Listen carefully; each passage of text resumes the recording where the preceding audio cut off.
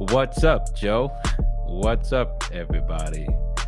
Welcome to another edition of Sports 360. I'm Jeff Fennell, and I'm here with Rob Duran of Rob Duran Sports. Rob, what's up, man? How you doing? I'm doing well, man. How are you? I'm doing well too. Coming off the Super Bowl, which was just yesterday as we're recording this, and doing well. Doing well. Enjoyed the game. Thought it was a well played game. Did get some flags at the end, but for the most part, a well played game. Not a lot of big plays, but it was close throughout. A lot of drama, especially at the end. So yeah, I enjoyed the game yesterday, and so doing good, man. Just thinking about the NFL season and how it ended. Yeah, man. The game itself was really good. The playoffs in general were maybe one of the best that I've seen with the NFL in general, like overall in my lifetime. So I thoroughly enjoyed, the performances from every team in these NFL playoffs. Yeah, man. Great games throughout. Yeah, and for the Rams to pull it out at at the end the way they did was with that drive. That drive was special. Oof. Um, you know, I don't know what it was, 15 plays, and they kept the ball for I don't know, 5, 6 minutes or whatever, maybe longer, but Yeah, a really, you know, gutsy drive. I mean, it included, a 4th and 1, where listen, I got hats off to the Bengals defense, especially that front line, yeah, because the Rams could not get their running game going all day long. And so when it was 4th and 1 on that last drive, I'm thinking, what are they going to do? Right? Because throwing the ball when you don't have many weapons, and Stafford didn't have many weapons at that point after OBJ went down, is always a little bit of a gamble. And then the Bengals run defense was stuffing the run all day long. And so that 4th and 1, and who else makes the play but Cooper Cup, right? They send him in motion and hand off the ball to him, and he gets 7 yards on a 4th and 1. So that was some drive, Rob. yeah, man. And Cooper Cup, I don't even know what else to say about the guy. I mean, we already know the kind of season he had overall, but the way he played in the playoffs, and especially towards the end of this game, incredible, man. Some of the catches he made, even some of the throws by Stafford. He did a no-look throw to Cooper in the middle of the field and all that. It was, my goodness, man. Great stuff. Great stuff by those two.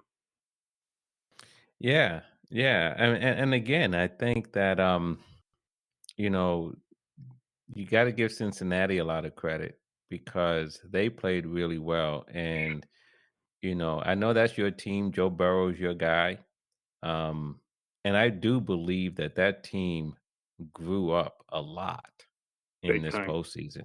You know what I mean? And they may be a bigger force to be reckoned with going forward.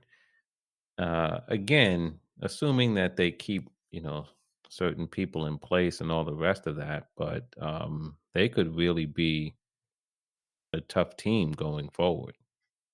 Yeah, and I know moral victories, especially like in a championship game like this, the Super Bowl, it's not really a thing that I would, you know, kind of throw out there. But like you said, their defense played a great game.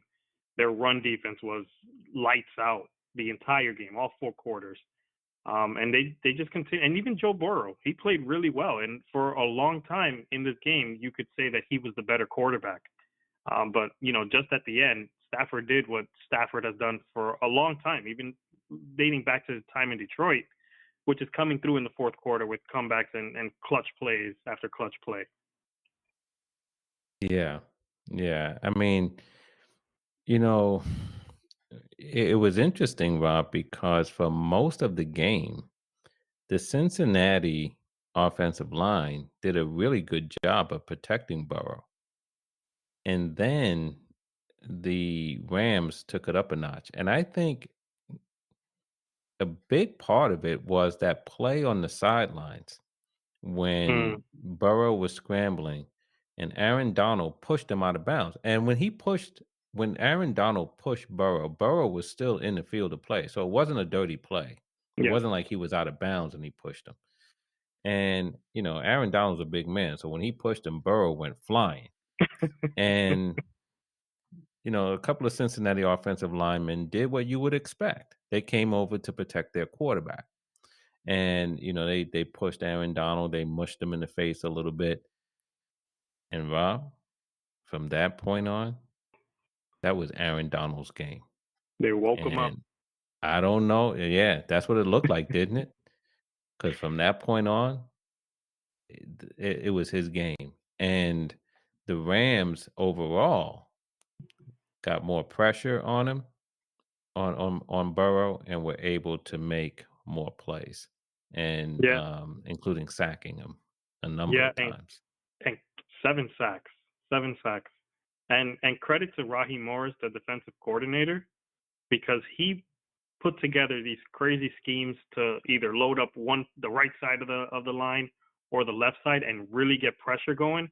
Because there were times Aaron Donald was triple teamed, and they still couldn't stop him because they overloaded on one side of the offensive line. So credit to the defensive coach there for seeing that and making adjustments throughout the game as well.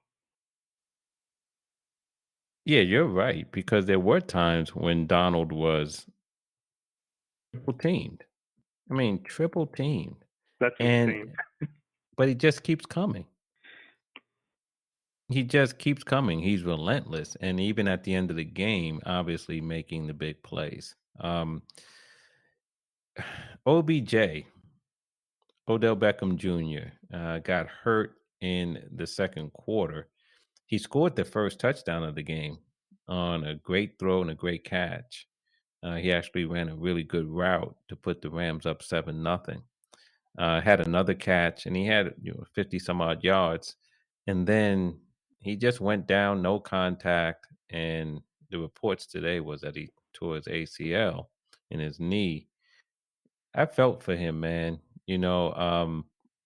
First for him, and then also for the Rams, because it made the game a lot harder for the Rams, which really highlights what a terrific job the Rams did in winning this game. But I really felt for OBJ, man, after all he's been through. Yeah, same here. As soon as I saw it, it was no contact injury. I looked over to my wife and I was like, "Dang, he's out for the game." Just because you've seen it so many times, these non-contact injuries, and you already know it's something really bad, especially the way he went down. But you feel for him because, like you said, he's been through a lot, and adding to that, I kind of like in my head, the media has created this guy being a problem for teams.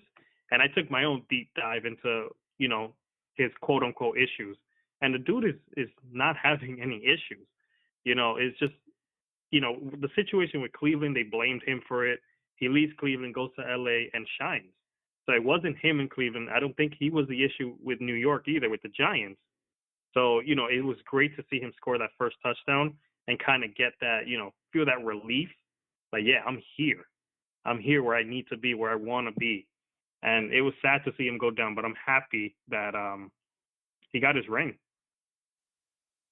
Sure did. Sure did. And he contributed to that team while he was there. Had 5 touchdowns for them during the season, and he was a key part. And you saw it. It became really tough for the Rams after he went down to move the ball. And so, but it was that first half, to Cincinnati's credit, when the Rams went up 13-3 after they botched the extra point on their second touchdown. And I thought to myself, "Oh boy," because the Rams were looking really good right there. At that point, they looked like the better team. They were moving the ball, pretty effectively, and Cincinnati hadn't done much to that point.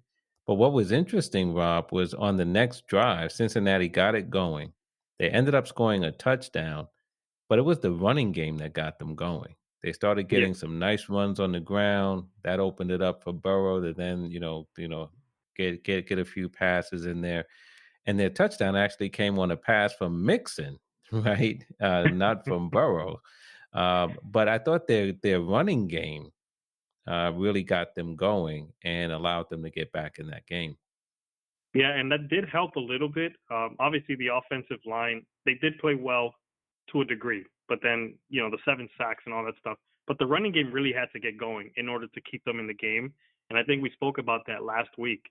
I would have liked to see more, maybe some screenplays and something like that, just to kind of free up the space and allow Burrow to throw it down the field more. Maybe that would have changed the game, maybe not. But yeah, the running game did a pretty decent job of kind of keeping the lanes open throughout the game. So that was good for them. Yeah, yeah.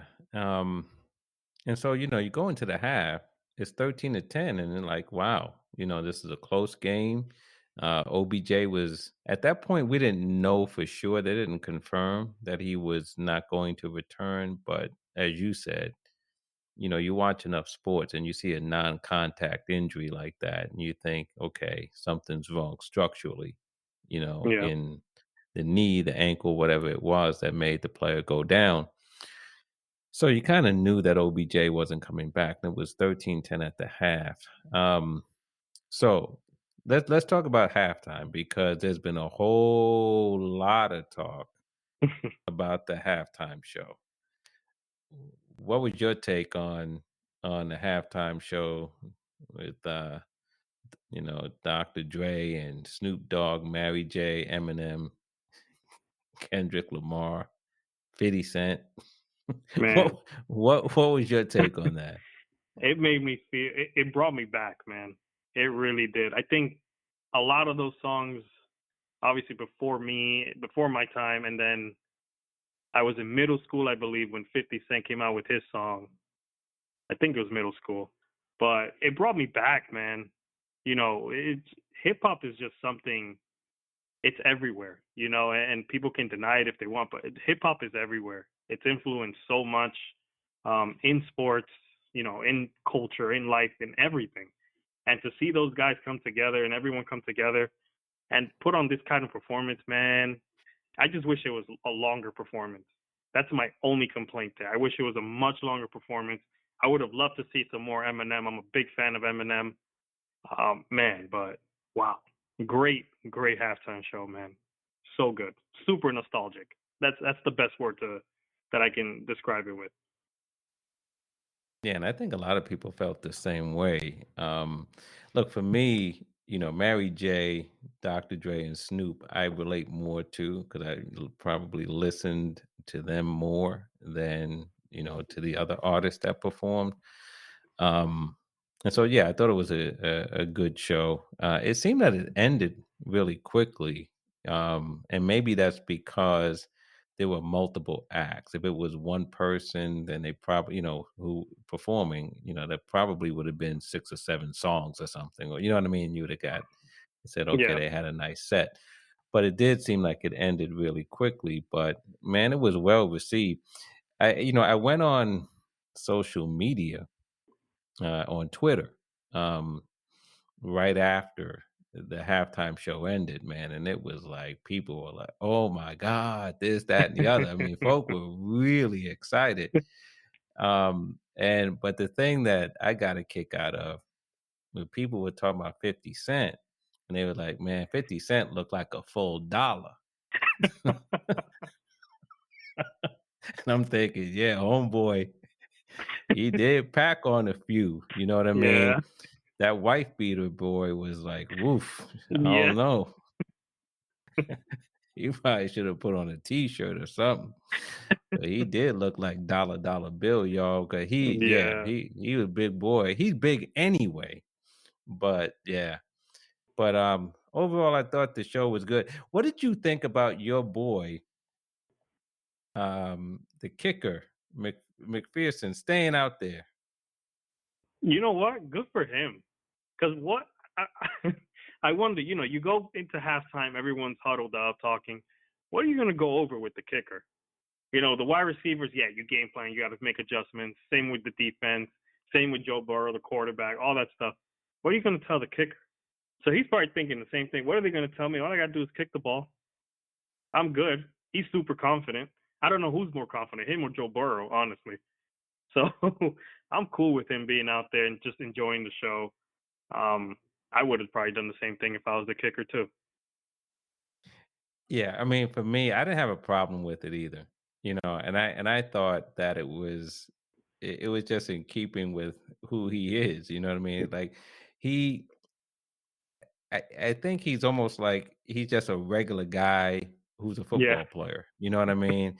And so he's like, "Yo, I like these folk. I'm watching this. Shoot. Y'all go in there and game plan. I'm watching this." yeah, And he stayed out there, watched it. I just thought that was pretty cool, And then, second half, the Bengals score right away, 75-yard touchdown on what should have been offensive interference. It should have been offensive interference on that play route. 100%. He grabbed him. He twisted Yeah, his whole head around, 360, yeah. everything. Threw That was, Jalen Ramsey on the ground. Was that yeah, Higgins who did that? I believe so. Yeah, T. Higgins. So he, he got away with one. Um, and then, what, maybe the first play after, the Rams get the ball back, Stafford throws the ball to Skoranek, and then it goes off his hand. It's an interception. The Rams defense did hold, and then McPherson comes on and hits the field goal. So I said, okay, well, staying out there at halftime didn't affect him any. So, not. but now all of a sudden, man, it was 20-13, and it seemed at that point, you texted me and you said, "Uh-oh," you know what I mean? Because it just seemed at that point that Cincinnati might take over that game because now we knew that Yeah, OBJ was not coming back, yeah, and and you kind of just felt the energy with Cincinnati, where they've been a very great second half team, especially throughout these playoffs. So at that point, you kind of felt it. It was like, here we go again. They're about to do it again. it sure seemed that way. I mean, the Rams did get a field goal, make it 2016. But I'm telling you, man, I go back to that play on the sideline when Aaron Donald pushed, Burrow out and they got into a little bit of a scrum with the offensive line. Aaron Donald woke up from that point on, man. And after that, the Rams defense, Oof. s- oof, they stiffened, man. And Aaron Yeah, Donald was right in the middle of it. and the great thing about Aaron Donald is there are so many things that will never show up on a stat sheet that he does and that he influences. Like even just what we were talking about earlier, a double team or triple team on him, that frees up the linebackers. That frees up Von Miller. That frees up, I forget the other linebacker's name. I think his last name is Jones. Freed him up to be able to rush. It just does so much having him shifting between the right and the left side, jumping around on the line, because you have to put so much focus on him. It just, it's incredible, man. Yeah, and they showed that yesterday too, man. Where like even sometimes just the angle that he Yeah, takes toward the center will change things in the interior of the line and open up things for some of the other, either the linemen or the linebackers, and they can come in and get the sack. So he doesn't get it, but he influences it. And man, he was tough. But again, man, that last drive, just coming back to that last drive though, Rob, I mean, Stafford, look, he was in Detroit. So I can't tell you I watched a whole lot of Matthew Stafford. I didn't. I saw him and he always seemed to me to be a guy who was good, but somehow didn't get over the hump. You know what I mean? Like yeah, somehow they would always lose and all the rest of it. So, but obviously, new team, new system, new talent, great season, right? He had a great season. Here they are in the Super Bowl. But man, that last drive is the stuff legends are made of. And he took them down the field, and he took them down the field handicapped because of the lack of weapons that they had.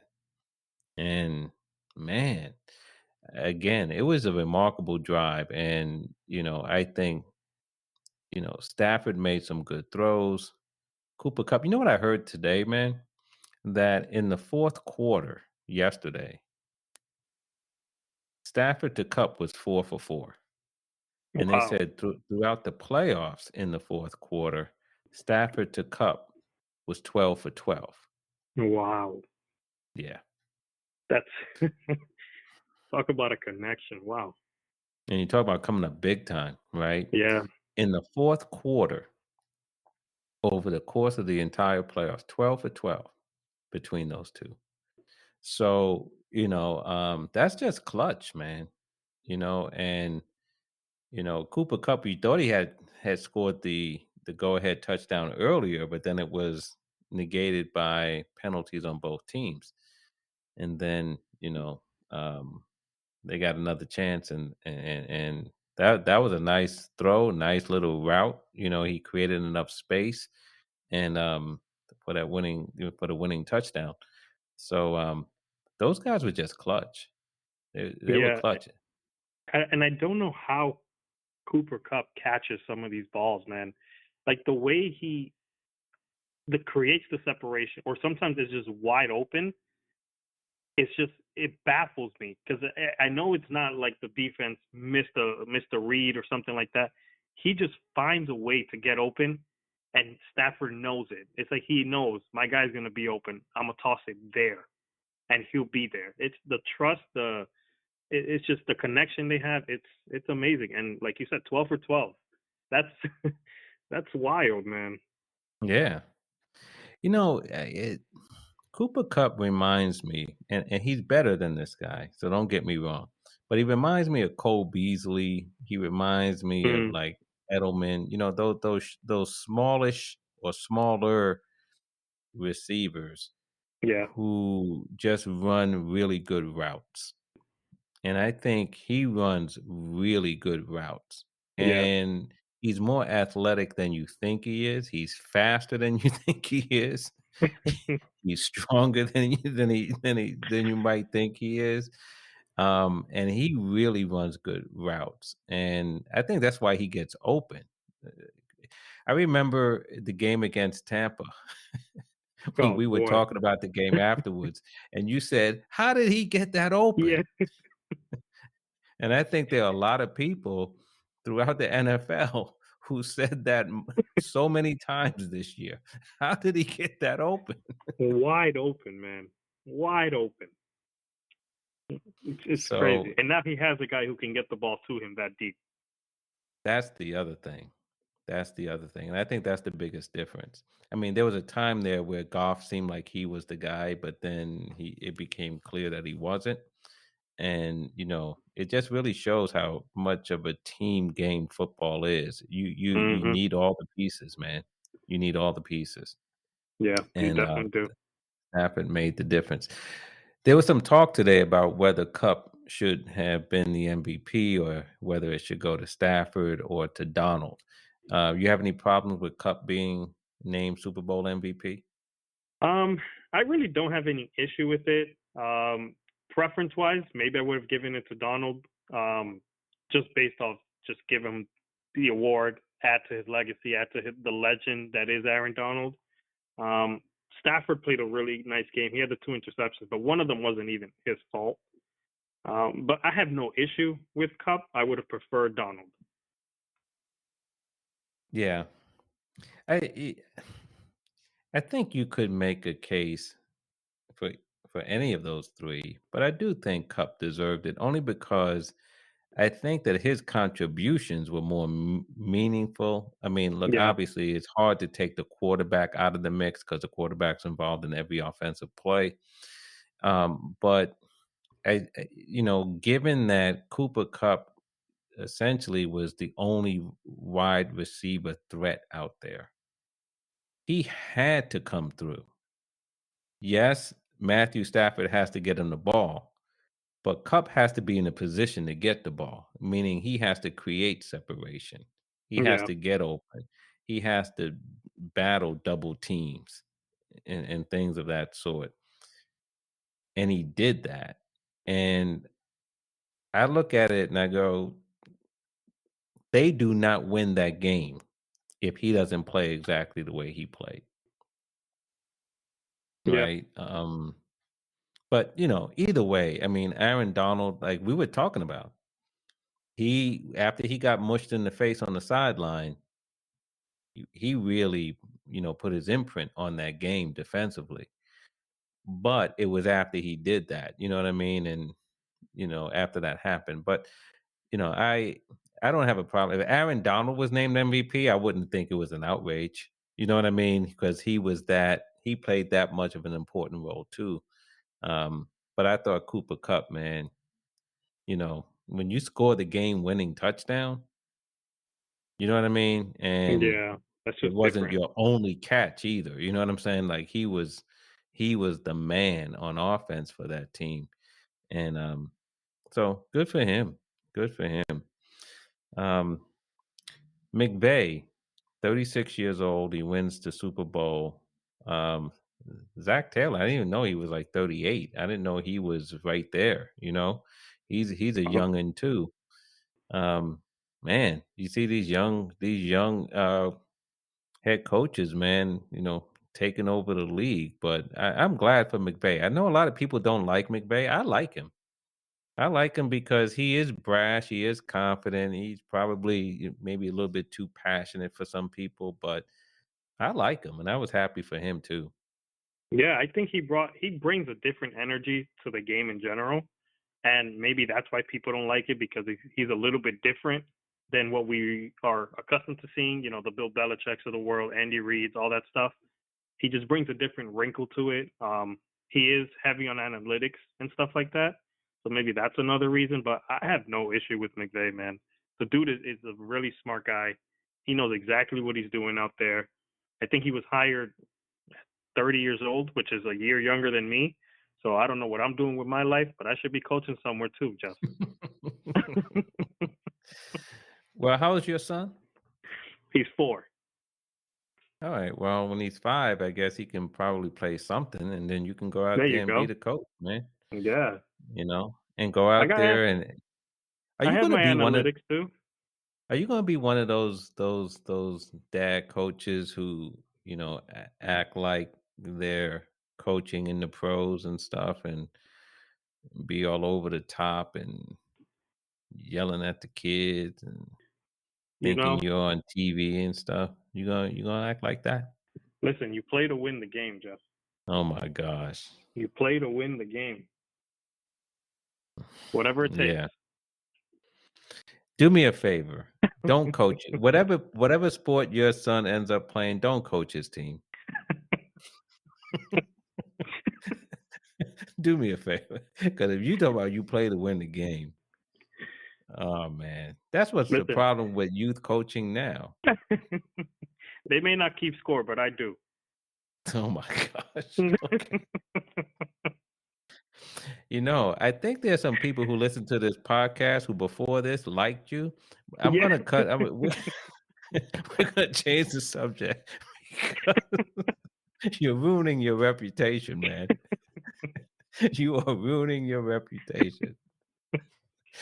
Oh man. Oh Hey, man. I know I'd asked you offline, and you said that you really didn't get a chance to watch, many of the Super Bowl ads. You know, I was watching them because, sometimes the commercials are pretty, some classic commercials have come out of Super Bowls in the past. I didn't think anything yesterday that I saw anyway came close to that. But the one, I don't know if you saw it at all, but the Doritos commercial where the animal started like singing Yeah, salt I and saw that pepper. one. Yeah, I thought that was pretty funny. that was a good one. That Yeah, was a I good thought one. I thought that was funny, and I thought that Arnold Schwarzenegger and Salma Hayek. who retired as gods. and, and Arnold Schwarzenegger was so mad because he was Zeus and he could power things, and everybody kept saying they needed power here, power there, and he just was so. And then she bought him an electric car. I thought that was pretty good. Yeah. I thought that was pretty funny. There was a couple of others, but nothing that really said to me, "Wow, that was a great commercial." Oh, except for one thing, the NFL commercial where they had like those claymation football Oh players. yeah, that one was That fun. was really good. Yes, that one was fun. Yeah, yeah.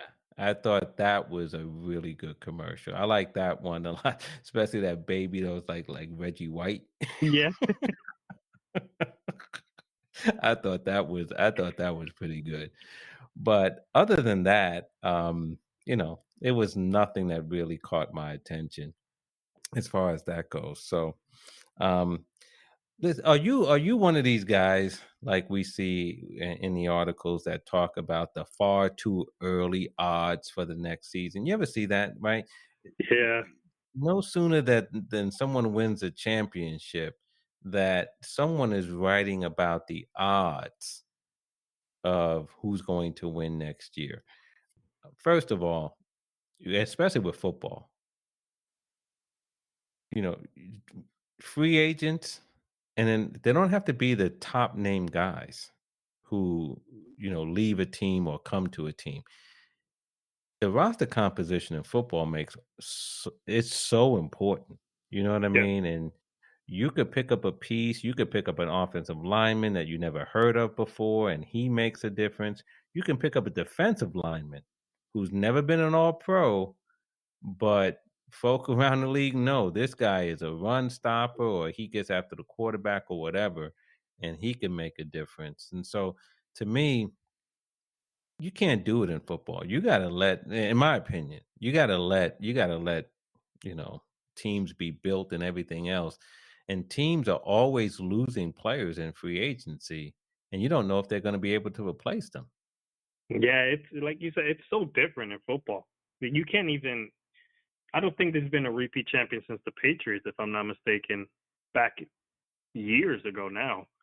So to kind of put out the odds and stuff, like even you can look at the Bengals and say, oh, they can make it next year. They just got to get the offensive line in order. But let's not pretend like there's the Chiefs aren't out there still, and they could improve. The Bills could improve, and those are two juggernaut teams. You know what I mean? I think the Bengals lost 8 games, if I'm not mistaken, this season. Maybe about 8 games, I think, if I'm not mistaken. Yeah. Mhm, So including yesterday. Yep. so give or take, you lose another game or two. Now you're not in the playoffs. Depending on how your division looks. So anything can happen in football, and we saw it yesterday with OBJ. An injury can completely change the landscape of your team. 100%. So, I don't pay too much attention to the odds makers when they're looking a whole year ahead when the Super Bowl just ended 2 minutes ago. Rob, I remember when Dan Marino took the Dolphins to the Super Bowl. It might have been his first, second, or third year. It was very early in his career. And I forget who, I think the 49ers maybe, whoever it was, blew out the Dolphins, blew them out. And I remember the announcer saying, Dan Marino will be back here. Hmm. Because he was so talented. It was so obvious that he was talented. The Dolphins, were in the Super Bowl. And the announcer wasn't saying he was going to be back next year, but he was saying Dan Marino's going to be back in the Super Bowl. So, don't feel sorry for him that he got blown out today. Dan Marino never made it back to the Super Bowl. Yeah.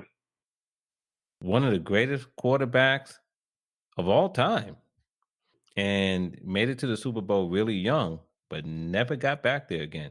You just never know.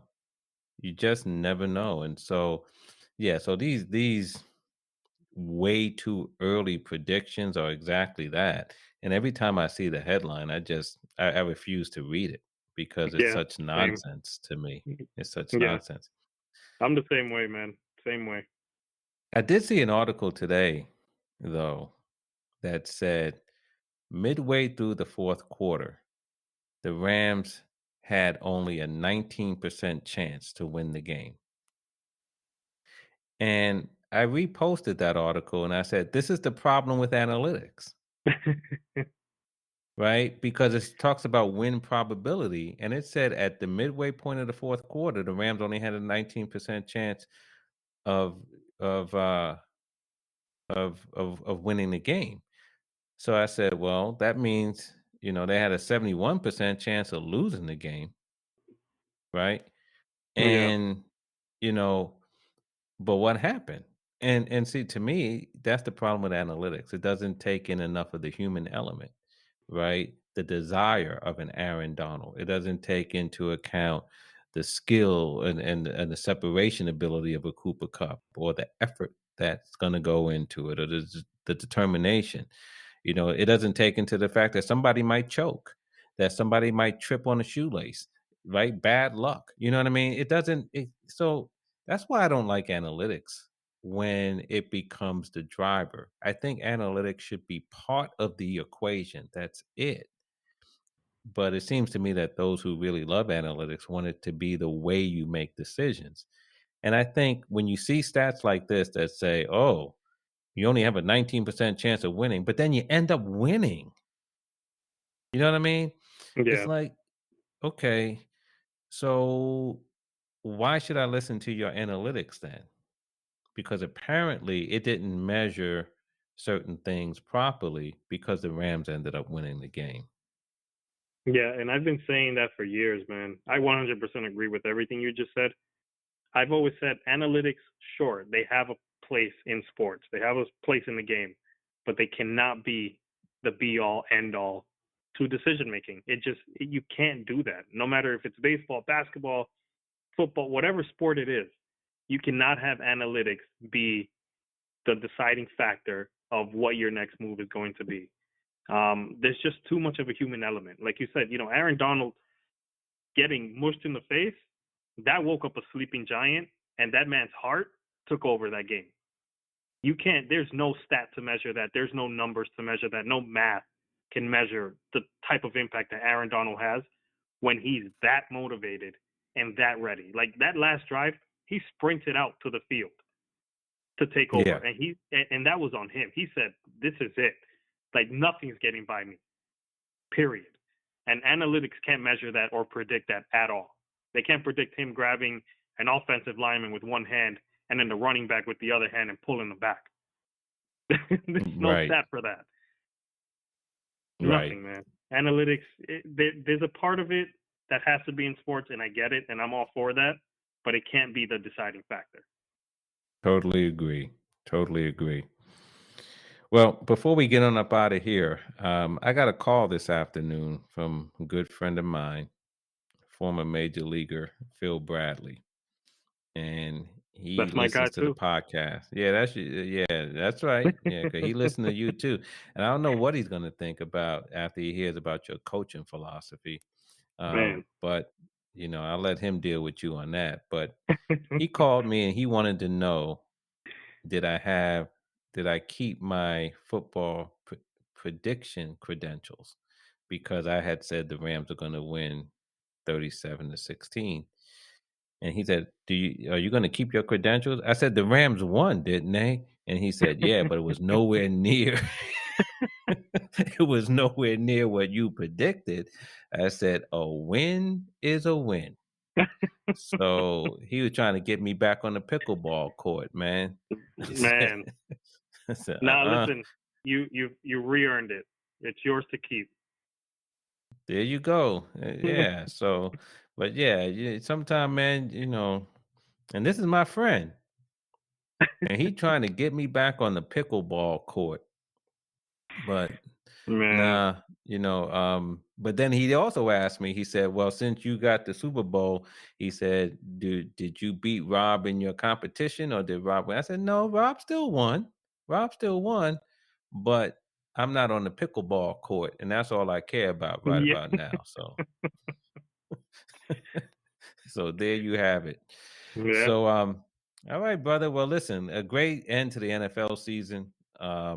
all the way around, including the halftime show. Everything, NFL has to be really pleased with how the postseason went. And congratulations to the Rams.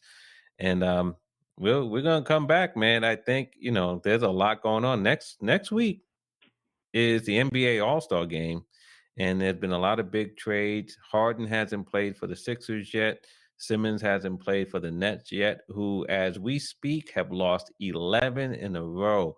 And Oof, as a Knicks fan, I couldn't be happier that the Nets are struggling. But we want that's to talk right. about the Nets because I'm telling you, the Nets are in trouble.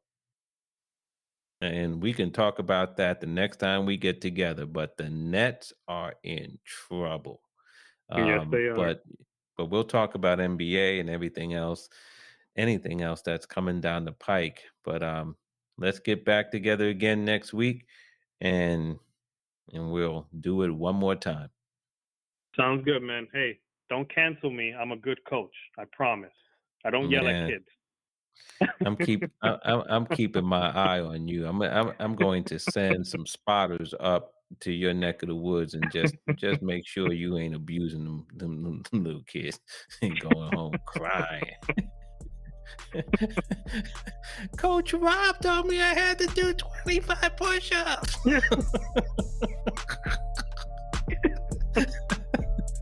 Man, I gotta keep my eye on you, bro. Man. All right, man. Well, you be good, and I'll catch you next time. Sounds good, brother. Take care.